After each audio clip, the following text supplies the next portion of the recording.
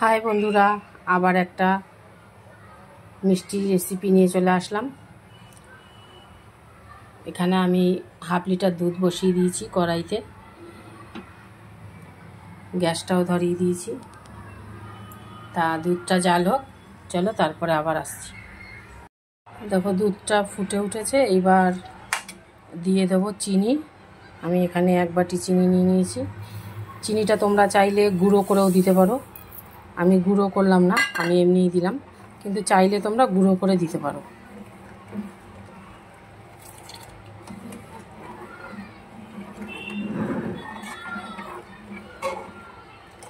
চলো আবার জাল হোক দুধটা, তারপর আবার আসছি।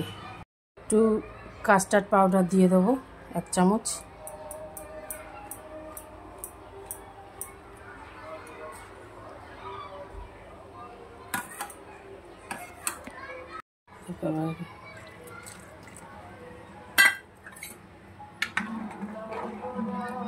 কাস্টার্ড পাউডারটা দিলে একটু রঙটা ভালো হয় আর দুধটাও একটু গাঢ় হয়। তা দুধ আমার মানে জাল দেওয়া হয়ে গেছে এই দুধটা।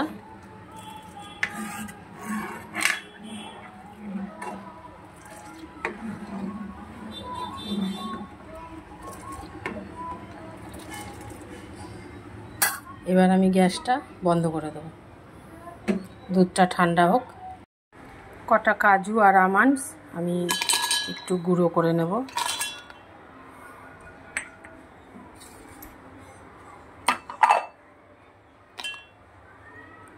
দেখো হয়ে গেছে এরকম গুঁড়ো। এবার আমি এটা দুধের মধ্যে দিয়ে দেবো। তো চামচ দিয়ে কাচিয়ে দিতে হবে, একটু নেড়ে নিই। দেখো একদম গাঢ় হয়ে যাবে এটা।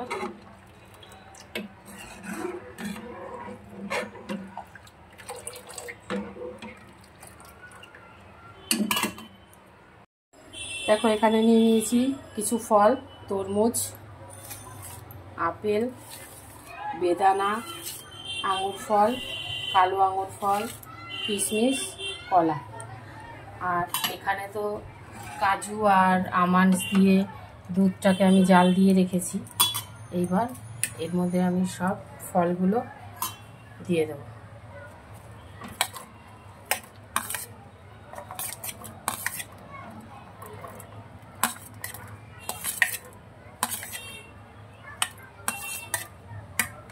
ঢেলে দিয়ে একবারে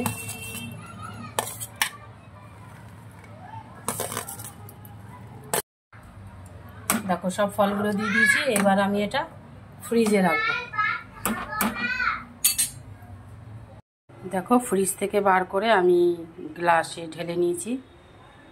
তোমরা এইভাবে বানিয়ে খেও, কাস্টার্ড দারুণ লাগে। বাচ্চারা তো ফল পছন্দ করে না, অনেক বাচ্চাই খেতে চায় না, তা এইভাবে দিলে নিশ্চয়ই খাবে।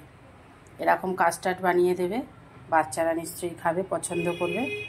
তা এখনকার মতন রাখছি, পরে আবার কোনো একটা রেসিপি নিয়ে হাজির হয়ে যাব তোমাদের সামনে। আর আমার রেসিপিগুলো তোমাদের কেমন লাগে একটু জানিও। বানিয়ে ফেলেছি কাস্টার্ড।